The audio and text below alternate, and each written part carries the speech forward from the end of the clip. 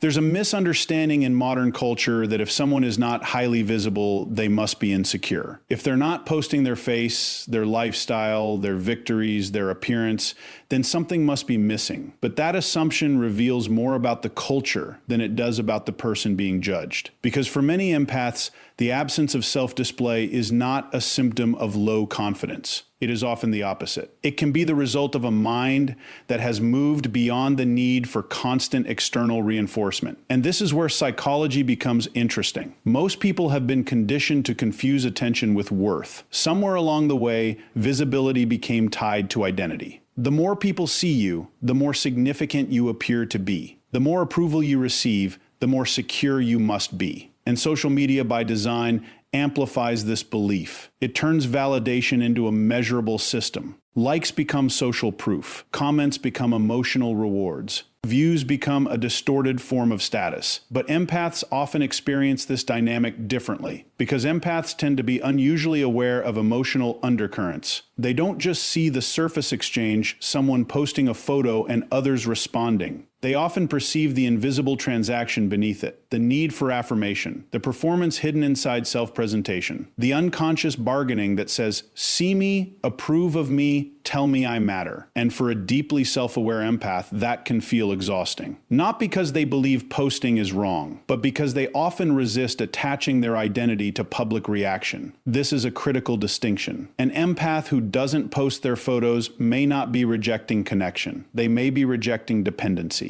There is a profound difference between wanting to be seen and needing to be validated. And many empaths have spent enough of their lives being emotionally attuned to others that they begin to value something. Rare in identity, untouched by outside opinion. Think about how unusual that is in a culture built on performance. Most people are taught to build an image. Empaths often feel compelled to protect a reality because they understand something others miss.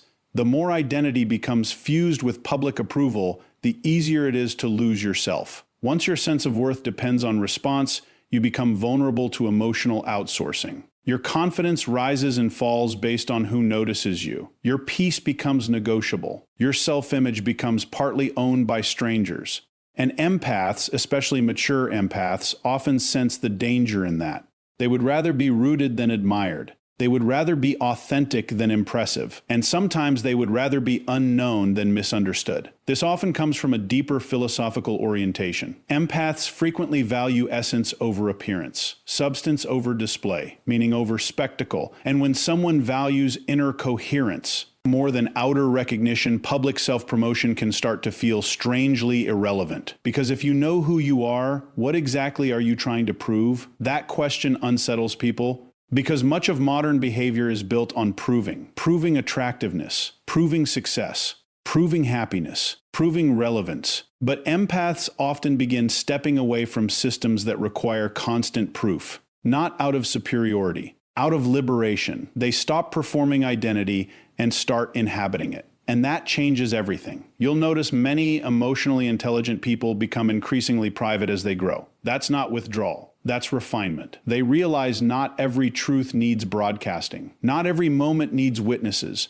Not every part of the self belongs in public. And perhaps most importantly, not all value increases when exposed. Some things deepen in privacy. Peace deepens in privacy. Self-trust deepens in privacy. Clarity deepens in privacy. And empaths often understand this intuitively. There's another layer most people overlook. Many empaths are highly sensitive to comparison culture. Not because they are intimidated by others, but because they recognize how destructive comparison is to the human psyche. They see what happens when identity becomes a competition, when people begin curating life instead of living it, when self-worth gets trapped in a cycle of measuring, performing, and chasing emotional rewards. And many empaths quietly opt out. That is not passivity. That is psychological independence. It is the refusal to let technology dictate self-perception. It is the refusal to turn identity into a product. And in a world increasingly obsessed with being witnessed, there is extraordinary power in becoming self-defined. That power is often misunderstood. Silence gets mistaken for insecurity. Privacy gets mistaken for weakness. Restraint gets mistaken for absence. But some of the most secure people in the world have no interest in constant visibility, because they are no longer hungry for what attention feeds. They have found nourishment elsewhere, in purpose, in inner peace, in real relationships, in self-respect, and that is something algorithms cannot measure. In fact, one of the strongest signs of inner stability is the ability to exist without announcing yourself, to know your worth without displaying it, to possess depth without packaging it, to remain whole without applause. That is not social detachment. That is freedom. And for many empaths, not posting their photos is a quiet expression of that freedom, a silent declaration that identity is not a performance. That worth does not require witnesses. That presence is not diminished by privacy. And maybe this is what unsettles others most. Because when someone no longer needs validation, they become difficult to control. They cannot be manipulated by approval. They cannot be easily drawn into comparison. They cannot be seduced by superficial recognition. And that kind of psychological sovereignty is rare, but it is real, and many empaths live it quietly, not because they are hiding, because they have stopped confusing visibility with value. And that may be one of the most radical acts of self-possession in the modern world, because the moment you stop asking the world to confirm your worth is the moment you begin to fully own it. Once you understand that many empaths don't avoid visibility because they lack confidence, the next question becomes far more interesting. Why do so many of them actively protect their privacy? And this is where most people miss the deeper psychology, because privacy for an empath is often not about hiding. It's about protection. Highly sensitive people tend to experience exposure differently than others. What feels casual to one person can feel invasive to an empath. What seems like harmless sharing to most can feel, to a deeply perceptive mind, like opening a door that may be difficult to close. Empaths often don't just think in terms of information. They think in terms of energy. And whether you interpret that psychologically, emotionally, or philosophically, the pattern remains the same. They are acutely aware that when you reveal yourself, you invite interpretation. And interpretation is never neutral. The moment an image is posted, it does not remain yours alone. It enters the perceptions, projections, judgments, envy, admiration, resentment, assumptions, and unconscious narratives of other people. Most people overlook this. Empaths often feel it immediately, and this sensitivity changes how they relate to self-disclosure, because they understand something subtle but profound. Not everyone looking at you is looking at you with clean intentions. Some observe with comparison. Some observe with envy. Some observe with hidden hostility. Some observe searching for weakness. And some perhaps most dangerously observe looking for access. Empaths, particularly those who have been manipulated, betrayed, or emotionally exploited in the past, often become highly aware of this.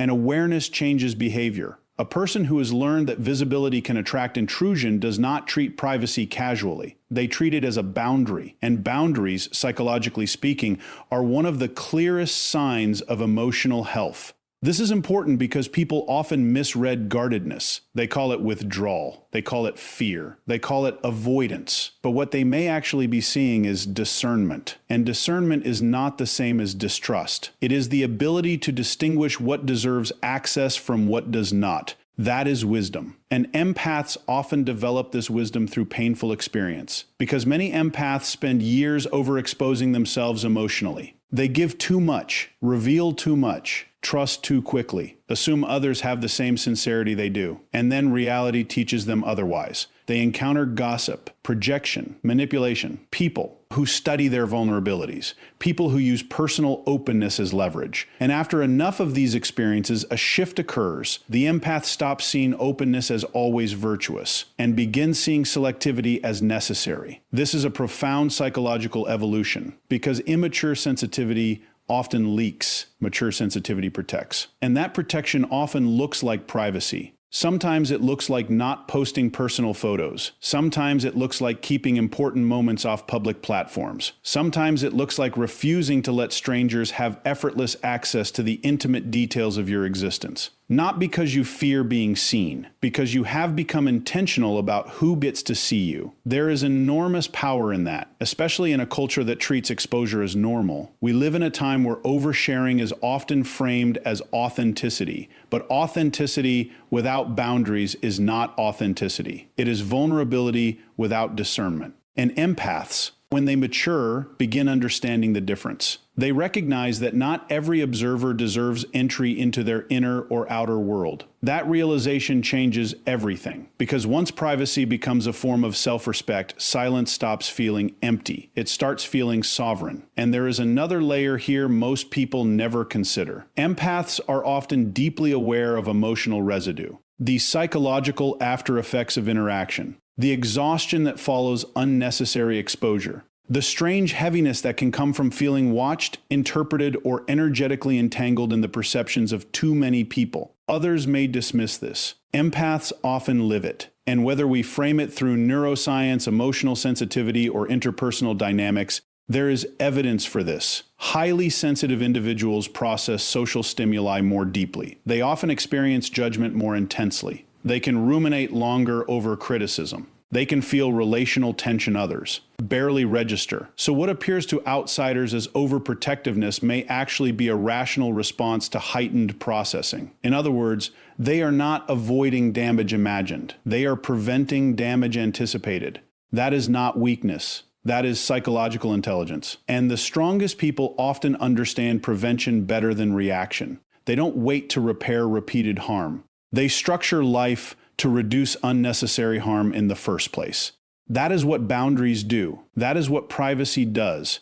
And this is why many empaths do not confuse accessibility with kindness. They do not believe being open to everyone is a virtue. They understand that unrestricted access invites chaos. And chaos has a way of draining the sensitive, so they become selective, deliberately, quietly, sometimes invisibly, and others misread that as distance. But often, it is discipline, because privacy is not always about keeping others out. Sometimes it is about keeping yourself intact. That may be the deeper truth. To protect your peace is not selfish. To limit unnecessary exposure is not paranoia. To decide that some parts of your life remain sacred is not antisocial. It is self-governance. And psychologically, self-governance is one of the highest forms of maturity.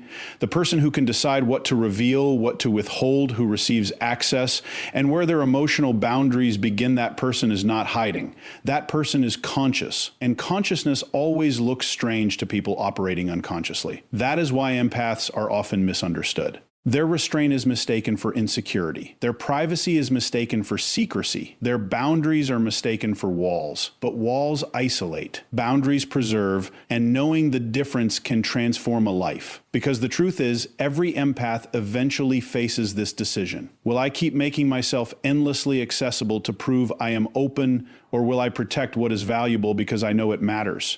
That is not. They don't have a small choice. That is the difference between emotional depletion and emotional sovereignty. And perhaps the deepest lesson here is this: what you protect reveals what you believe is precious. If an empath protects their peace, their image, their inner world, their private life, perhaps it is not because they fear the world. Perhaps it is because they finally understand their own value. And the moment you stop treating privacy as hiding, you begin to see it for what it often is: the intelligent defense of something sacred. Once you understand that many empaths are not avoiding visibility and they are not merely protecting privacy, a deeper pattern starts to emerge. For many of them, the decision not to constantly post their lives is tied to something even more fundamental. They are often more interested in experiencing life than performing it. And that distinction may be one of the great psychological divides of our time. Because modern culture has quietly trained people to confuse documentation with participation, to believe that if a moment is not shared, it somehow matters less, that if an experience is not displayed, it is incomplete, that if others do not witness it, it loses significance. But empaths often resist this logic instinctively, because they tend to relate to life through presence, not performance. And those are radically different ways of existing. Performance asks, how will this appear? Presence asks, how fully am I living this? Performance turns moments outward. Presence turns awareness inward. And empaths often feel the tension between those two modes very strongly, because the moment you begin curating an experience for observation, something subtle changes. Attention splits. Part of you is no longer immersed in the moment. Part of you has stepped outside the moment to manage perception, to frame it, to package it, to anticipate response. And many empaths feel that fracture. They sense how quickly living can become presenting, and they resist it. This is not accidental. It often emerges from a psychological orientation toward depth. Empaths tend to value felt experience over symbolic representation. They often care more about what something means than how it looks, more about emotional reality than social optics. And this makes performative culture feel strangely hollow to them, because much of social media is built on transforming life into image. But empaths often prefer life before it becomes image. They want the unmediated experience, the quiet conversation no one else hears, the sunset no camera interrupts, the personal victory no audience applauds, the moment that exists fully without being converted into content. And there is something profoundly philosophical in that, because it raises a question most people never ask: at what point does documenting life begin interfering with living it? That question matters, because once identity becomes tied to display, experience can become instrumental. Moments stop being lived for their own sake. They start being collected for presentation. And when that happens, something essential can be lost: the sacredness of immediacy, the intimacy of presence, the fullness of undivided attention. Empaths often guard those things fiercely, because they understand, consciously or intuitively, that attention is life. Where attention goes, existence is shaped. And if attention is constantly redirected towards self-presentation, something deeper can erode: inner stillness, authenticity, contact with reality as it is rather than as it appears. This is why many empaths reject the pressure to turn personal existence into ongoing public performance, not because they are detached from the world, because they are trying to stay connected to what is real, and in many ways that is increasingly rare. There is another psychological dimension here that deserves attention. Empaths are often deeply uncomfortable with self-objectification, with reducing the self into something to be consumed, something to be evaluated, something arranged for approval. And this discomfort can be difficult to articulate because most people have normalized it, but empaths often feel it. They sense when identity begins to become product, when personhood begins becoming brand, and many quietly step away from that because they do not want to become performers in a marketplace of perception. They want to remain human. That may sound simple. It is not. In a culture built on spectacle, remaining unperformed is an act of resistance, and empaths often practice that resistance without ever naming it, by choosing not to post every achievement, by keeping joy private, by letting experiences belong to themselves rather than to an audience, and perhaps most importantly, by refusing to confuse attention with meaning. That refusal changes how life is lived, because when you stop asking, how will this be perceived, you can return to asking, what is this moment asking me to? Experience, that is a radically different orientation, and it leads to a different kind of life, a slower life, a deeper life, a less performative life, a life where meaning is not dependent on witness. And many empaths are drawn to that, even if they cannot fully explain why. They simply know constant performance drains them. It feels false, fragmented, emotionally expensive, so they step out of it, quietly, deliberately. And others sometimes misread this. They assume the empath is disengaged, detached, socially absent. But often the opposite is true. The empath may be more engaged with reality than those documenting it, because they are not dividing themselves between experience and projection. They are simply there, present. And present, psychologically speaking, is one of the rarest and most powerful human capacities. Presence sharpens perception, deepens relationships, strengthens intuition, restores peace. And empaths often prioritize it over visibility. That is not avoidance. That is value alignment. It is choosing being over appearing, and that may be one of the most profound choices a person can make, because eventually everyone faces a question the digital world keeps trying to answer for them.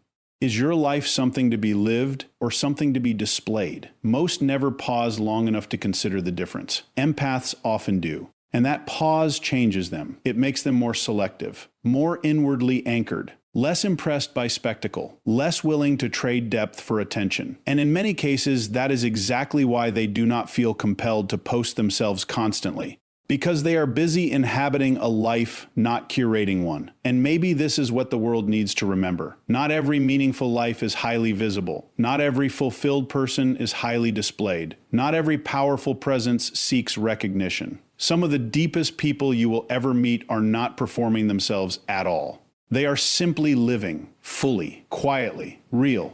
And there is extraordinary strength in that, because in an age where nearly everyone is being pulled toward performance, the person who remains present becomes revolutionary.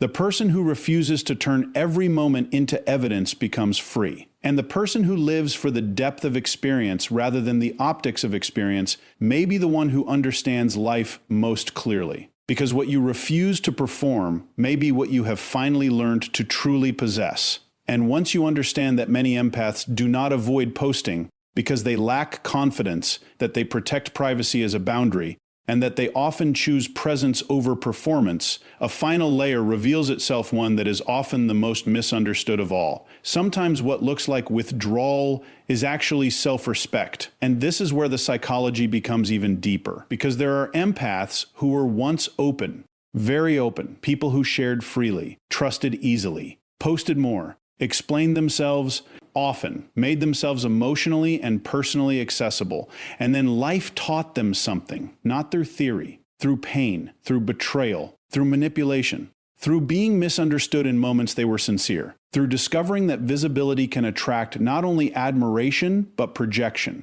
Not only connection, but exploitation. And when that realization lands deeply enough, something changes. The empath becomes more discerning. But from the outside, discernment often looks like distance. And that is where people get it wrong. Because they assume the person became cold, guarded, detached. But often what actually happened is far more sophisticated. The person developed standards. And standards, especially after pain, are often the architecture of self-respect. This matters because many people interpret reduced openness as damage. But sometimes reduced openness is wisdom. Sometimes the person posting less, revealing less, exposing less has not become wounded. They have become awake. They have recognized a hard truth. Not everyone who gains access to you deserves access to you. That realization changes behavior, and it should, because maturity is not remaining equally open after every betrayal. Maturity is adjusting what you permit. And empaths often do this in powerful but quiet ways. They stop over-explaining themselves to people committed to misunderstanding them. They stop offering emotional transparency to people who weaponize vulnerability. They stop making themselves easily readable to those who study openness for leverage. And yes, sometimes they stop posting personal photos, not because they fear being seen, because they have learned the cost of being casually exposed. There is enormous psychological intelligence in that, because self-respect often begins the moment you stop offering yourself where you are repeatedly mishandled. That is not bitterness. That is evolution. And many empaths evolve precisely because they have been hurt. Pain, when integrated, sharpens perception. It reveals patterns. It exposes false intimacy. It teaches the difference between attention and care, between curiosity and concern, between people who celebrate your light and people who quietly resent it. Empaths often learn these distinctions late, but once learned, they are not easily forgotten. And this is where many people misinterpret the empath who has grown quieter. They see less sharing and assume insecurity. They see less visibility and assume withdrawal. But they may actually be witnessing someone who has stopped confusing access with connection. Someone who has stopped believing openness must be unconditional. Someone who has begun treating their presence as something valuable. And valuable things are not scattered carelessly. They are protected. This is a profound shift. Because early in life, many empaths believe love means unlimited availability, unlimited understanding, unlimited emotional access. But eventually, if they mature, they discover something more balanced. Love without boundaries invites exploitation. Compassion without discernment invites depletion. Openness without standards invites misuse. And once this becomes clear, the empath often changes dramatically, not in essence, in structure. Their heart may remain open, But the gates become intelligent, and that intelligence can look like silence, privacy, reduced exposure, even strategic invisibility. But none of that necessarily reflects fear. Sometimes it reflects mastery. Because one of the highest forms of self-respect is no longer making yourself easy to consume, no longer placing your identity in spaces that reduce it, no longer offering intimacy to audiences incapable of honoring it. And in a world addicted to accessibility, that can appear rebellious. But it may actually be healthy, because psychologically, the ability to withdraw from what diminishes you is not weakness. It is strength. The ability to say, not everyone gets this part of me, that is strength. The ability to decide my peace matters more than public presence, that is strength. The ability to stop performing openness for people who misuse it, that is strength. And many empaths arrive at this strength only after surviving what tried to break them, which makes it hard-earned, deeply earned. And perhaps this is why the quiet empath is often more powerful than people realize. Because what looks like retreat may actually be restraint. What looks like distance may actually be discipline. What looks like disappearance may actually be self-possession. And self-possession is rare. It means you belong to yourself again. Not to public opinion, not to outside projections, not to the expectations of people demanding access, to yourself. That is a profound recovery. And it often begins when an empath stops asking, how can I be more acceptable? And starts asking, what deserves access to me at all? That question changes everything. Because once your life is organized around what deserves access rather than who demands it, you become much harder to manipulate, much harder to drain, much harder to define from the outside. And that is where inner power begins, not in domination, in discernment, not in withdrawal, in refusal to be misused. And maybe that is the deeper truth hidden beneath the empath who no longer posts the way they once did. Maybe you are not witnessing someone who has become smaller. Maybe you are witnessing someone who has stopped making themselves available to what makes them small. That is not collapse. That is self-respect taking form. And in many cases, it is the beginning of real freedom.